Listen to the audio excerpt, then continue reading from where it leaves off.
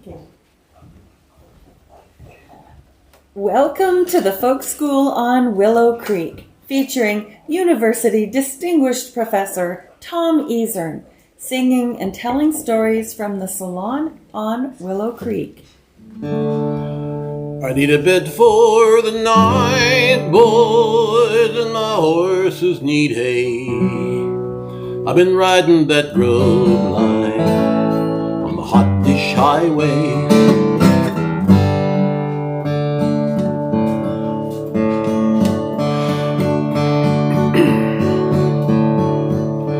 We crossed the wide Pecos, we forded the Nueces. So on the Guadalupe we followed the Brazos Red River, runs rusty the Wichita clear.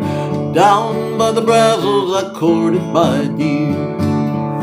Lie, lend me your hand. Lie, lend me your hand. Lie, lend me your hand.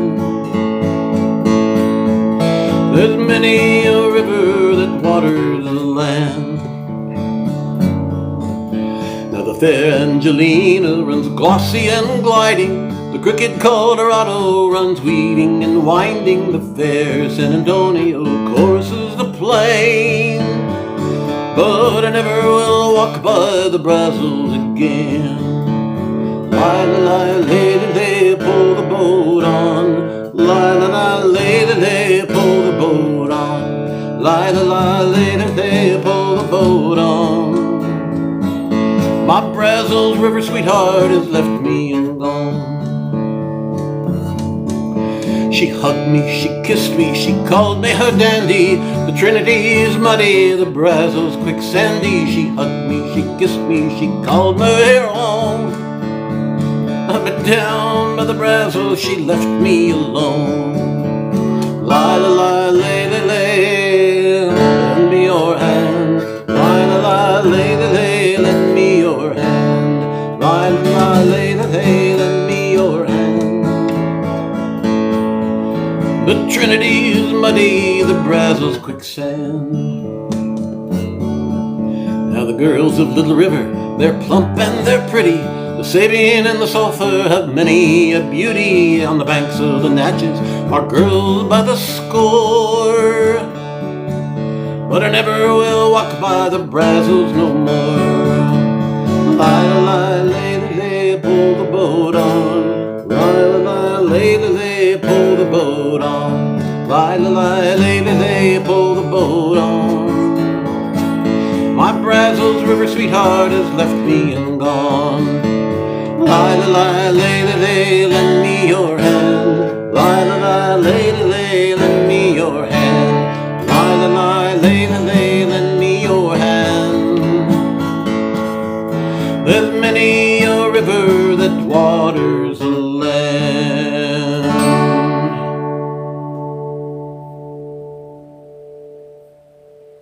What a sweet song, don't you think, Dr. K? I do. I just feel kind of happy. Yeah.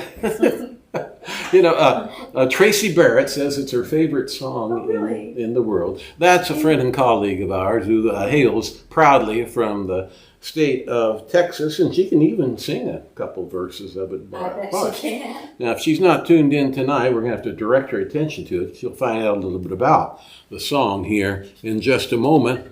And, of course, she's welcome here, as are all of you. Welcome to Willow Creek Folk School number 151. And it's, as Dr. Kelly noted, I think, on the chat line there, it's dark out there, huh? I know. Yeah. Well, okay. The Brazos River, sometimes known as the Rivers of Texas. I first became aware of this song, actually, just a year or so ago, a little over a year ago. Down in Wichita for a meeting, and I fell in with a fellow named Tom James, who's a folk singer down there in Wichita, Kansas. And he said, "Have you ever heard of this song?" He said, and I said, I never had, except yesterday. I was at Wichita State Libraries there going through the Joanie O'Bryant collection. And I got a picture of that song right here on my phone. You want to see it? Well, that just seemed kind of opportune. I promised him I'd find out a little bit about the song, the Brazos River, or Rivers of Texas, and here's what I find. The song, back in early folky days, like the 50s, had quite a heyday, but people couldn't quite figure where it came from. And as they were singing it, they just loved the song, but it kind of like the same reaction we have to it. What a sweet song that is. But there was a certain suspicion of the old folkies. Now, the oldest text that anybody has on this came from the great Ozark folklorist Vance Randolph, who collected it from a woman named Irene Carlisle in Fayetteville on January 30th of 1942. Now we're getting down to brass tacks. And she told him, I learned it from a hired man who'd come up from Texas in 1921. We courted a little, and he taught me that song. Now, that second stage recollection then takes us back to 1921. The song's rattling around early in the 20th century, if we trust all of these accounts. Folkies talking about it in those days, I'm looking at old conversations here, were saying, we were singing it all over in Berkeley in 1957. It had gone coast to coast. But there was this little discontent because they would say to one another, it seems like a written song. And that was just a curse. And folk songs are supposed to be mysterious. But it seems like it was a written song. To which I would say, Vance and all the rest of you, lighten up. They're all written songs. None of these things just sprang from the soil like wildflowers. This is one of the discoveries of the Willow Creek Folk School of the past several years. They are all written songs. The country is full of folk artists who gave us our folk songs. They didn't just happen.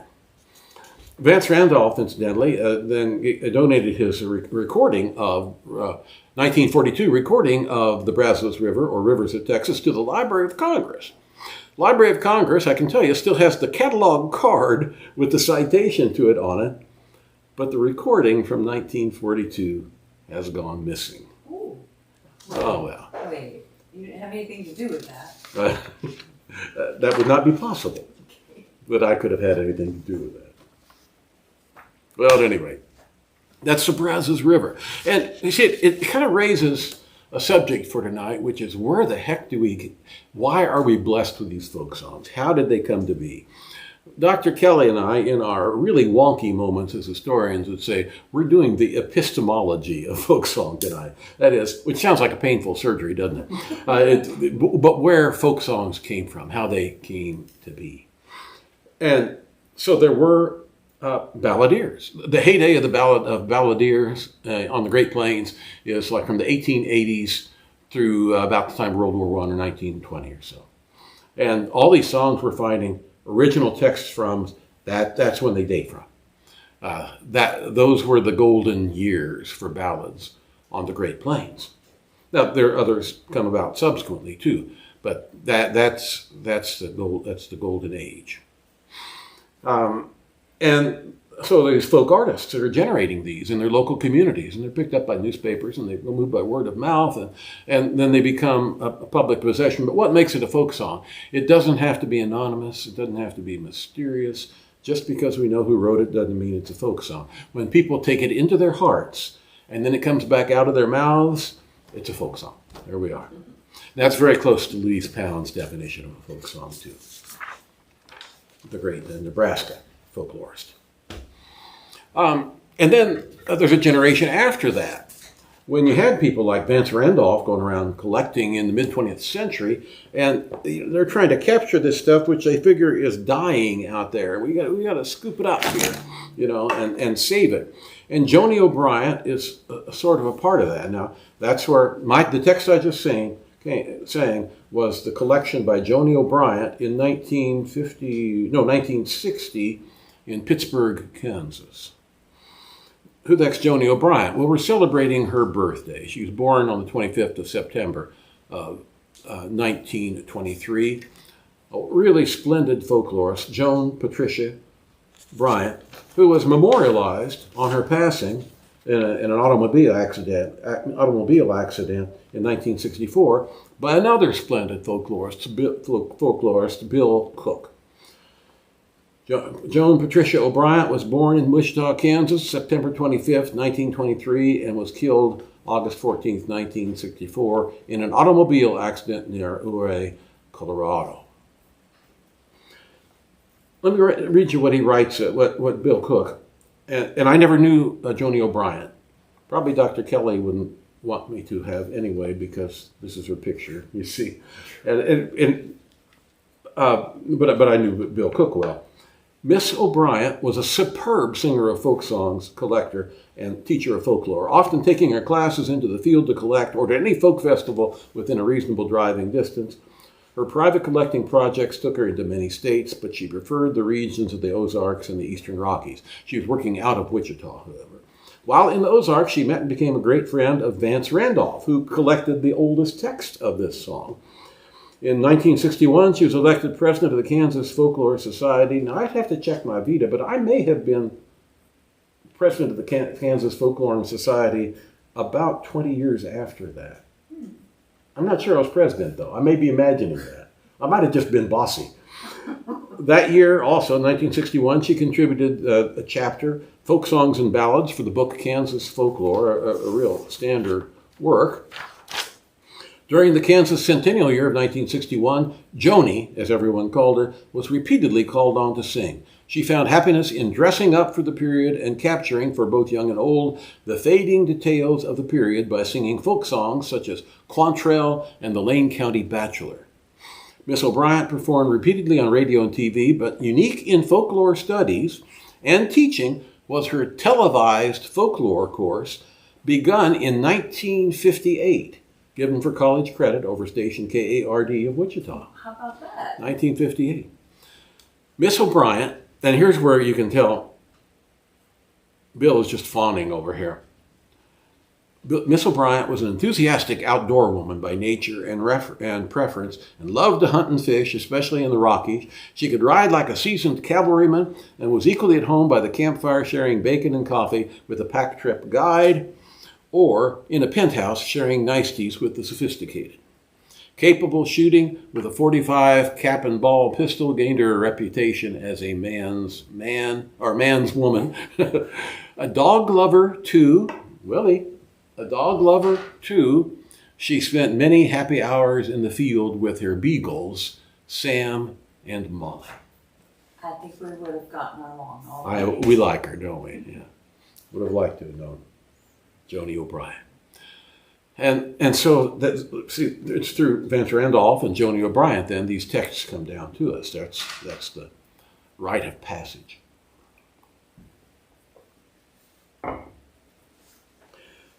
Joanie didn't live in the heyday of the song catchers. She's one generation after that. But there was this time, about the turn of the 20th century, and in the early years of the 20th century, this was the heyday of the song catchers, people who were, like anthropologists, who are out collecting what they regarded as the ways of primitive peoples. The song catchers were out collecting the folk songs of what they regarded as the rustic folk in the countryside. And the greatest of those, I think, in terms of contribution and impact, has to be John Lomax of Texas, active scholar for a number of years at Texas A&M University College Station, later working very much with the Library of Congress. Became a public persona around the country, lecturing on the folk songs on American folk song.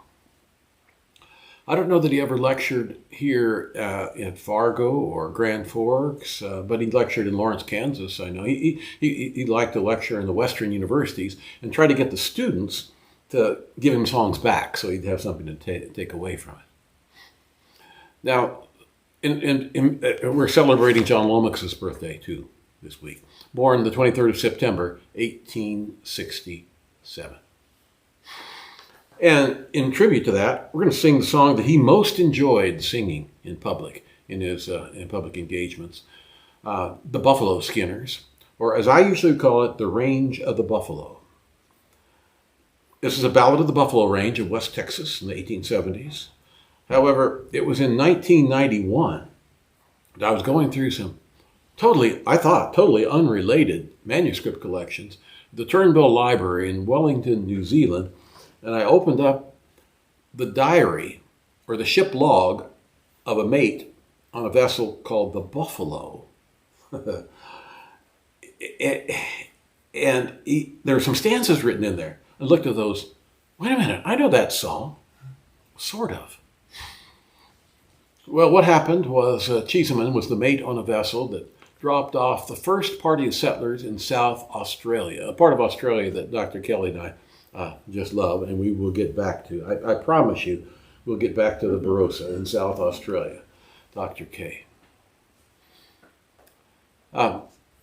They dropped off those settlers, came across the Tasman to New Zealand, and the captain and mate sent the men under the mate ashore to cut a load of kauri pine logs, towering trees, which they didn't particularly appreciate, and so they wrote a ballad to express their resentment of being put to work hard labor with axes and saws on shore when they said, we're sailors, you know.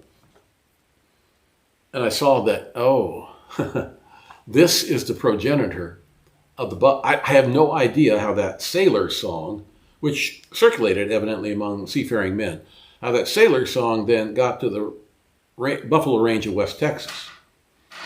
Now, it then was converted into a buffalo hunter ballad. And we're about, as I say, it was Lomax's favorite song to sing. His mentor at Harvard, Kitty Kittredge, also America's greatest Shakespearean scholar, probably the greatest Shakespearean scholar of his generation, Kitty Kittredge says it was the greatest ballad in American letters, the Buffalo Skinners and the Range of the Buffalo. How Lomax acquired this song, we're about to find out from his own autobiography, Adventures of a Ballad Hunter. I am not sure I entirely believe Lomax's account of his acquisition of the ballad. I'm not sure I believe the words that he puts into the mouth of the guy he says gave him the ballad. But Dr. Kelly is going to give you the story in Lomax's words. Even though you're skeptical. I'm skeptical. One day out in Abilene, Texas, I met an old-time buffalo hunter and asked him to tell me some of his adventures. The old man had been a sharpshooter in his younger days. He carried a needle gun and killed the buffalo for the entire hunting party. The gun carried so far that the bullet, quote, never landed till next day. While some of the gang skinned the dead animals and spread the skins out to dry, the others packed the hides and loaded them into the wagons. 2 to shoot, 4 to skin, 1 to cook, says an old chronicle. The old hunter went on to tell the story of a group of buffalo hunters that he had led from Jacksboro, Texas, to that region of Texas far beyond the Pease River. The hunt lasted for several months. The plains were dry and parched.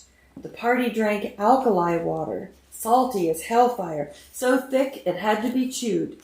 Fought sandstorms, flies, mosquitoes, bedbugs, and wolves. The Indians watched to pick them off from nearby Mexico. At the close of the season, the manager of the outfit, who had been hauling the hides to the nearest market, announced to the men as they broke camp for the trip home that he had lost money on the enterprise and could not pay them any wages. The men argued the question with the manager. So, the old man told me, we shot down old Crago, the manager, and left his damn old bones to bleach where we had left many hundreds of stinking buffalo. It took us many days to get back to Jacksboro. As we sat around the campfire at night, some one of the boys started up a song about our hunt and the hard times and old Crago, and we all set in to help him. Before we got to Jacksboro, we shaped it up, and our whole crowd would sing it together. And he sang to me in nasal, monotonous tones, the Buffalo Skinners.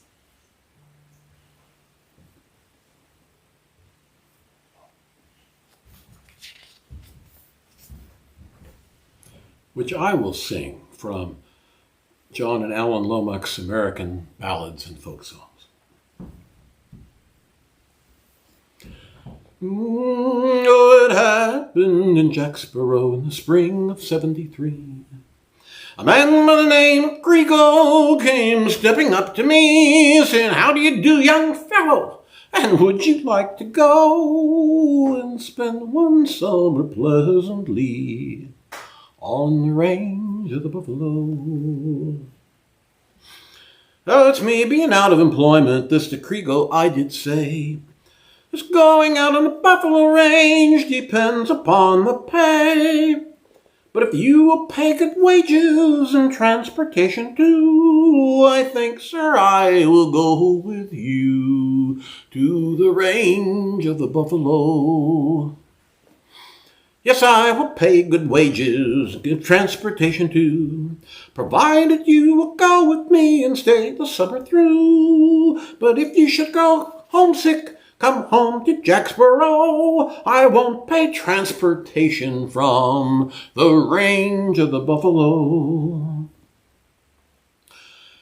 Well, it's now our outfit was complete, 7 able-bodied men, with naval six and needle gun, our troubles did begin. Our way it was a pleasant one, the route we had to go, until we crossed Peace River on the range of the buffalo.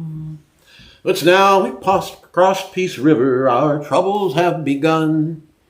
The first damn tail I went to grip, Christ, I cut my thumb. While skinning the damn old stinkers, our lives, there wasn't a show, for the Indians waited to pick us off while skinning the buffalo. They fed us on such sorry chuck, I wished myself most dead. It was old jerked beef, croton coffee, and sourdough bread. Peace River's as salty as hellfire, in the winter water I never could go. Oh God, I wish I had never come to the range of the buffalo. Our meat, it was buffalo rump and iron wedge red bread, and all we had to sleep on was a buffalo robe for a bed. The fleas and graybacks worked on us, oh boys, it was not slow. I'll tell you, there's no worse hell on earth than the range of the buffalo. Our hearts were cased with buffalo hawks, our souls were cased with steel, and the hardships of that summer would nearly make us reel. While skinning the damned old stinkers, our lives, they had no show, for the Indians waited to pick us off on the hills of Mexico.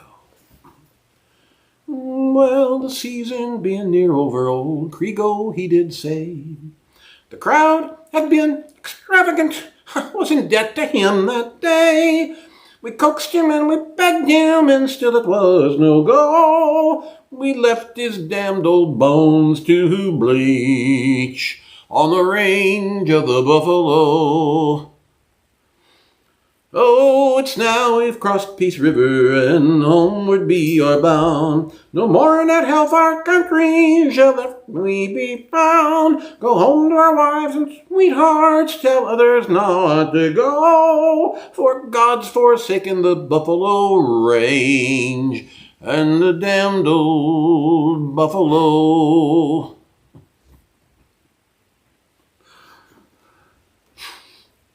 You know, Dr. Kelly, you buy used books, and sometimes you just get, okay, see, you might be able to see there are pencil marks next to stanzas in here. I didn't put those in there. Oh. Some previous owner was singing the Strawberry Roan, and he says here, you guessed me right, I'm a good one. Do you happen to have any bad ones to tame? And it's written in the margin, hitch up your trousers. And then down below, the bronc never lived, nor to ever drew breath, that I couldn't ride till he starved plumb to death. It says, swell out your chest. So he has notes to himself for performing. And down here below, little pin ears attached at the hip tips, and a big 44 run on his left hips. And he says, scratch your leg with your foot. So he's standing up there. I wish I know who did that performance. Well, at any rate, now I like this book better yet, even though it is all beat up. American Ballads and Folk Songs by John and his son Alan Lomax. And that's The Range of the Buffalo, which Kitty Kittredge, the greatest, I would say the greatest literary scholar of his generation, the early 20th century in America, said was the greatest ballad in American letters.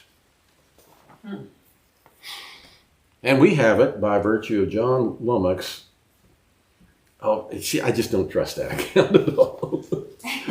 Yeah. But the words match. When you get to writing a memoir, things happen. Ask me how I know.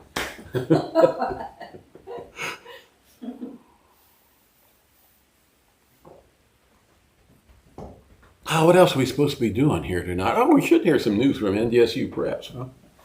Well, we have some news. Oh, you? I just sent to the printer today. Wow. The cover and the interior for a book called The 15th Commandment. And people will wonder what the heck might that be. That's some extra ones there, isn't there?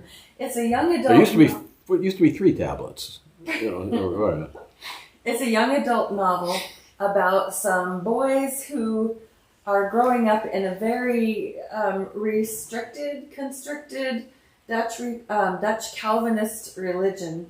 They're in their high school years, and they're trying to ponder if they want to stay in this place or if they want to see what's out beyond. And so it's their last year in high school, and lots of intrigue from a fellow who lived in an area where apparently he and his friends had a lot of similar thoughts. So that's off to the printer. I'm very glad to see it on its way. And we should probably have it in about a month where we're ready to start selling the 15th Commandment. That means I have room now to work on Dave Solheim's book, Seasoned. It'll go to the printer next. But we're not just making books, we're also making appearances. So my graduate assistant, Mike Quain, he's going to be coming with us to the Northern Great Plains History Conference next week in Sioux Falls, and he'll be manning the exhibit table for the press. And then the next week, or maybe it just seems that way, very close, the North Dakota Library Association is having their annual conference here in Fargo, so students will be handling the exhibit table during that conference. And then, not long after that, you and I will be off to LA for the Western History Association. We may do a folk school from LA. We've done it from the WJ before. Okay. Well, we'll have an exhibit booth there too. You did mention that we're off to Sioux Falls next week, and this is an appropriate time to say, no Willow Creek Folk School next week. Next Friday, no Willow Creek Folk School. We'll be back on on Friday the 29th. Right here. No. What? October 6th, we'll be back here. Right. We'll be back here. Excuse me. We'll be back here October 6th, streaming live from right here. In the meantime, I'd say we'll be down at Sioux Falls, hobnobbing with friends and both making presentations and this sort of thing there. But if you happen to be in Sioux Falls, South Dakota area, you could sneak into the Full Circle Bookshop the evening of Wednesday the 27th at 8 p.m., along with my friend Charlie Barber from Bismarck. We'll be opening the Northern Great Plains History Conference with a convivial glass and an evening of ballads. That's a Wednesday evening, 8 p.m. on the 27th in the Full Circle Bookshop of Sioux Falls. I've got a script from Charlie as to what we're supposed to sing, but who knows whether that happens or not. I didn't know they had a bookstore called Full Circle in Sioux Falls. Maybe I'm giving the wrong name for that. I'm wondering, maybe you... I might have done that. A bookstore, not Zanbros in Sioux Falls. How's that? Oh, okay. Okay. So on the timeline above this live stream on the Plains Folk Facebook page, you will find a notice about that gathering. Okay, that's the best place to look. And you might check there and correct it in the chat line too, if you can get that. I can't access it right now. Okay. Oh, we have any good friends on the chat line with us tonight? We do, and we have some admirers of that little old vegetable at your elbow there. This little thing? There's no use raising cabbages if they're going to be small, all right? That will about fill a crock with kraut, and yeah, that's about enough kraut for a couple of old folks there. And for those of us who are joining us from far-flung places like Texas and Oklahoma, cabbages grow rather large up in this part of the country during the long days of summer. Yeah, in cooler climes they get big. Alaskan cabbages are kind of famous. Oh yeah, they're bigger. They're twice this size. No, they can be hundreds of pounds I've for seen, show. but I've raised them 50% larger than this before, too. And we've got a new kraut cutter, so we'll get to work on that. Maybe We'll test it out. Over the weekend, maybe. Other seasonal things, I'm off in the morning with a good companion to chase ducks around the marsh in western Cass County, and so we're going to leave you on your own to meditate on things literary tomorrow morning. Oh, okay. We've got another ballad to feature here tonight, and again, on the theme of where the heck do these things come from. There was a ballad that's been well known in the late 20th century and on now into the 21st century, but its origins not really known. Now, people have found various fairly early texts dating back to the 1880s of the song that they called the Cattleman's Prayer or the Cowman's Prayer, different titles.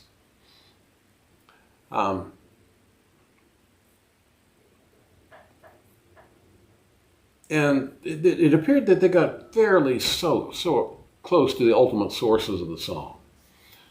I was fortunate enough to stumble across the original text, and indeed, the source material included a photograph of the author of the ballad with his friends as he was singing it in the year he wrote it in 1886. This is in Fort Benton, Montana. The Cattle King's Prayer. And he embraced the title of the Cattle King. It was a man named John Lepley, and he was known locally as the Cattle King of the Big Sag, a particular basin district there, not far from Fort Benton. And it was, let's see, how about exact date? First published in the Fort Benton River Press, the 22nd of September, 1886. That's why we're observing its anniversary tonight, and again, talking about where ballads come from. Previous scholarship had gotten the song as far back as later of that year, later in the year 1886, but this is a confirmed determination of the original text, which I'm about to sing. Editor of the Fort Benton paper published the poem, played some little guessing games with the readers as to who had written it, and then eventually came out. Actually, some years later, the whole truth about who wrote it came out. John Lepley, the Cattle King of the Big Sag. Now, what's great in my mind is when things cross on you. This guy Lepley had been in the mining field, in the gold mines of Montana since the mid-1860s. He probably was a draft dodger. He showed up there during the Civil War. I don't think he was of Confederate sympathies, however. And he succeeded as a miner, made his stake, started buying cattle, putting them out, and became a cattle king in the phrase of those days. 1886, he began to sense, things are uncomfortable on the range. Of course, historically we know that the horrible winter of 1886-1887, which hit the cattle industry catastrophically, was about to impinge upon his cattle kingdom. More broadly, the cattlemen had brought their herds into places like Montana in faith that the northern plains had dry, open winters and cold as the dickens, but open. And therefore, grazing animals could find forage. And the landscape would not be buried in snowdrifts. But at that very time, the climate was changing. It started around 1850, maybe a few years earlier than that. There was a shift as the country came out of what was known as the Little Ice Age, or what has been called later, the Little Ice Age, and began to warm up. And ironically then, warming made harder winters because it made more precipitation during the snowy season of the year. And it's the snow that killed those animals in 1886, 87. They could not get to forage, you see. I don't know, is this guy Lepley prescient? Listen to his ballad, and how did he? And you begin to wonder, how did he know? Okay, here's the original text of the Cattle King's Prayer that eluded collectors until about a year ago.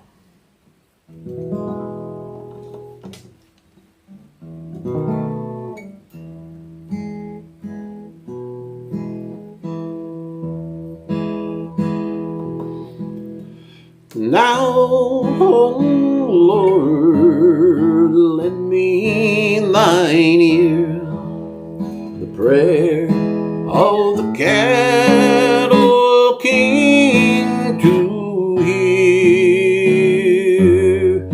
No doubt many prayers to thee seem strange, but won't you bless cattle range?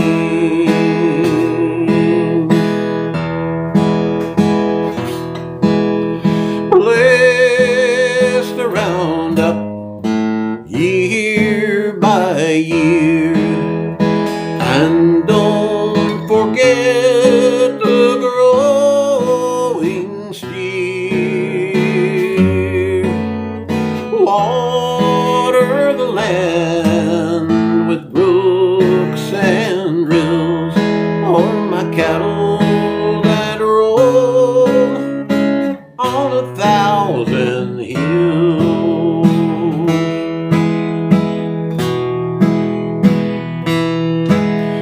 Now, oh Lord, won't you be good and give our stock plenty of food, and to avert a winter's woe, give the Italian sky and little snow.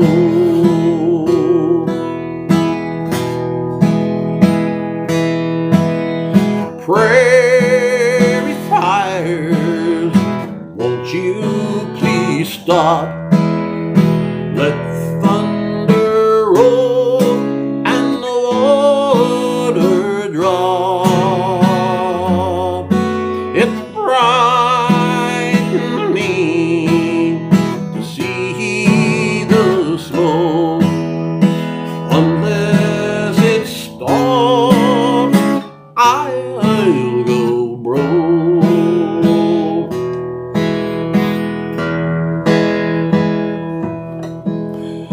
As you, O Lord,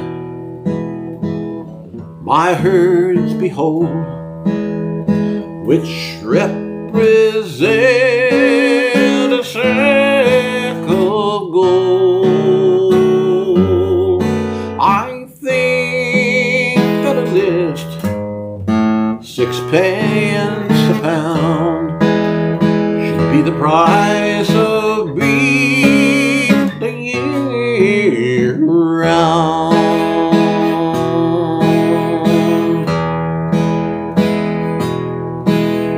One more thing, and then I'm through.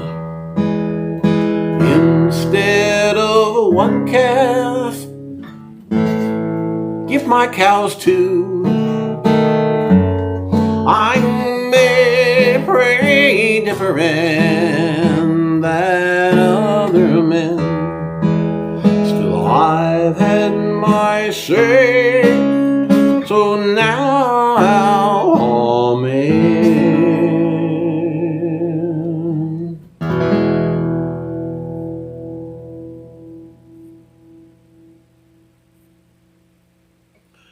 Well, we know the Lord hears all prayers. He just doesn't sometimes give you the answer that you expected or wished for. I suppose that was the case in 1886 with John Lepley and the Cattle King's Prayer. Anybody else we particularly need to greet who's with us tonight, Dr. Kay?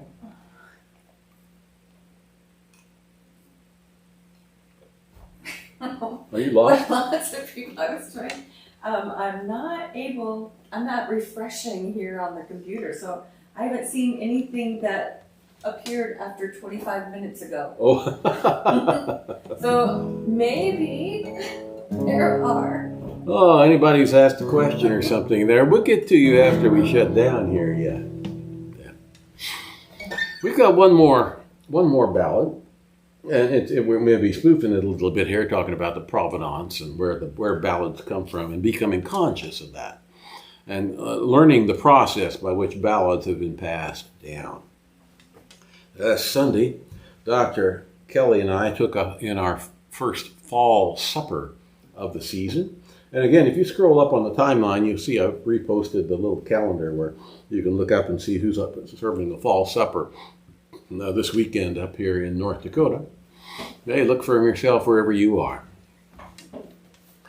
But our first one was one we've attended a time or two before, but not in, 7 or 8 years. It's been a long time. Yeah, it's been a long time. Nora Lutheran Church's Lutefisk dinner. Yes, it's a Lutefisk dinner. Well, I guess I could say the cycle's about right. That's about how We often? do it about every Wait a 2 minute. years. Did you even eat any lutefisk on Not Sunday? this time, but I have eaten it before. And we had a couple of brave North Dakota State University students with us who both ate lutefisk that night. You witnessed that? Or I they did. Just told you? Oh, No, I saw it actually go into their mouths. I don't think they spit it out again. Lutefisk, dried cod preserved in lime. In lye. In lye, yeah. Preserved in lye. What And then could be washed down. better? And then poached for 7 minutes. And then brought to your plate. And then served with a pitcher of melted butter so that you can pour melted butter all over it. Now they do rinse that lye off before they poach Oh, it. it's rinsed first, yes. There is a song, and it's regarded as a comic song, which I, of course, suppose it is. The Lutefisk song is just known as. And I don't know, all kinds of people know this. Oh, Lutefisk, how fragrant your aroma. Oh, we better just do a verse here. Oh, Lutefisk, how fragrant your aroma. Oh, Lutefisk, you put me in a coma. You smell so strong, you look like glue. You taste just like my overshoe. But Lutefisk, come Saturday, I think I'll eat you anyway. Oh, I gotta do the second verse here. I've got quite a few, but we're not gonna do them all. Oh, Lutefisk,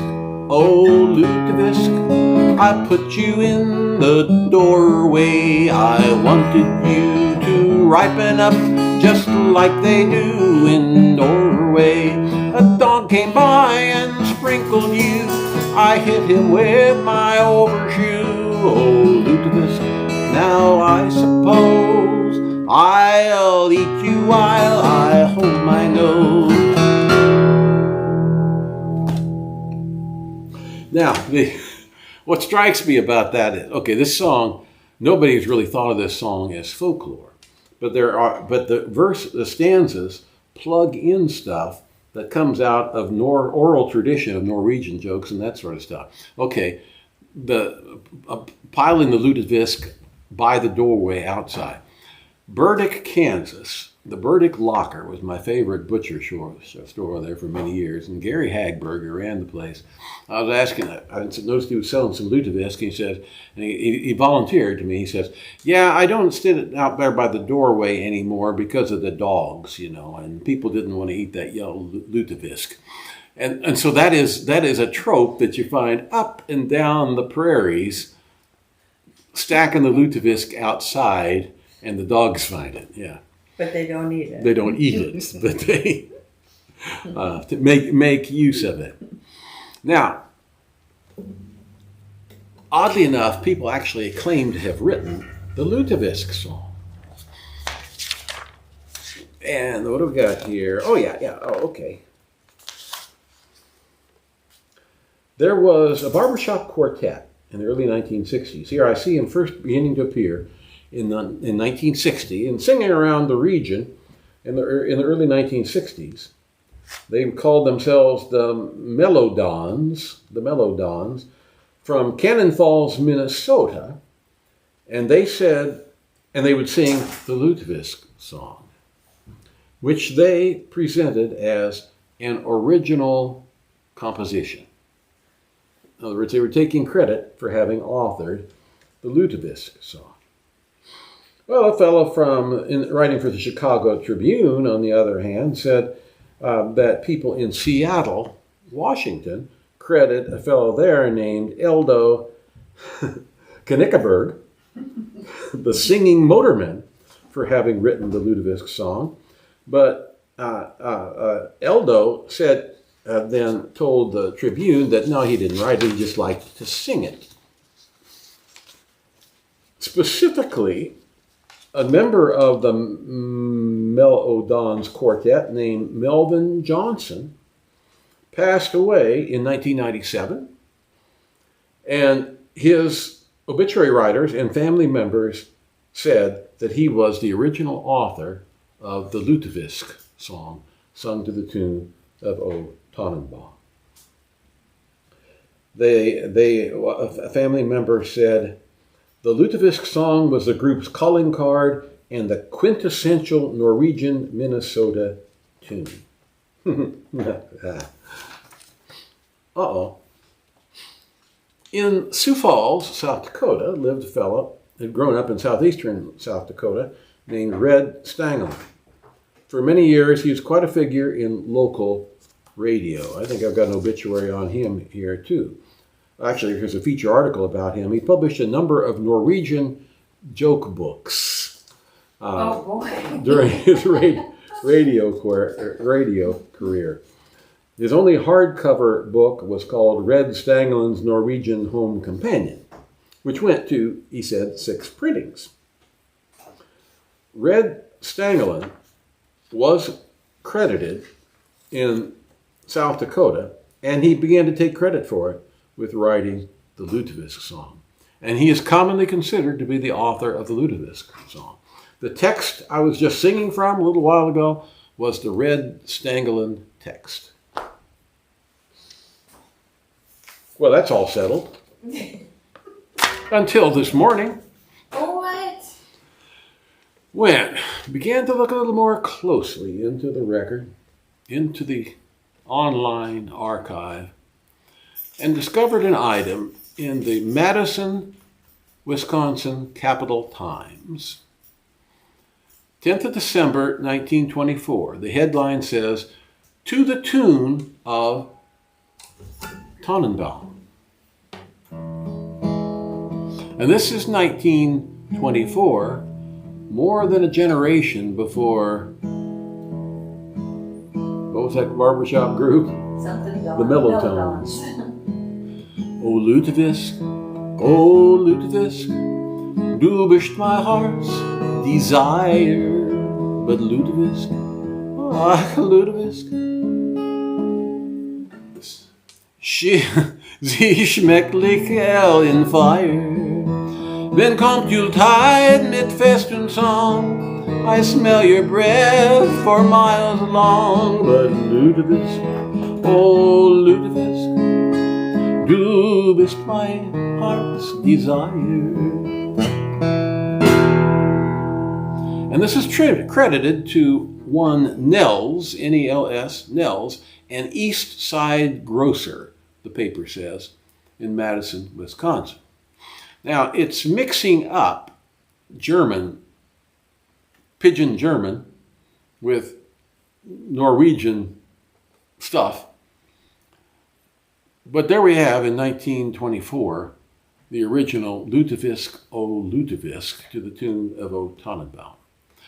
I suspect it's older than that, and it's just rattling around spontaneously and orally for many years until the Barber shoppers in 1960 picked it up and appropriated it. But this also is the way with folk song. And if we're talking about the Lutefisk song as folklore, well, actually, it's entered that. I've just inserted it into that realm tonight because it's got an informal transmission. Clearly, it was moving before anybody claimed it and said, "I wrote it." I don't know if there actually was a Nell's and East Side grocer, but people were singing it, obviously, early in the 20th century. Lutefisk, oh, Lutefisk. Have we done it for tonight? We have. Here in the salon on Willow Creek.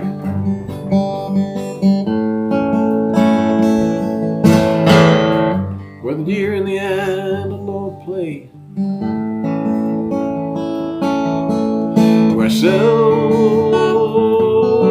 is heard a discouraging word, unless that word were Lutefisk.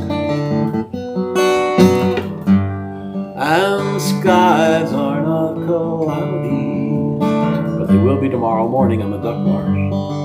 Are not cloudy all the day. Oh, where seldom is heard a discouraging word, and the skies are not cloudy, are not cloudy all the day. No, the skies are cloudy all day. Dr. K.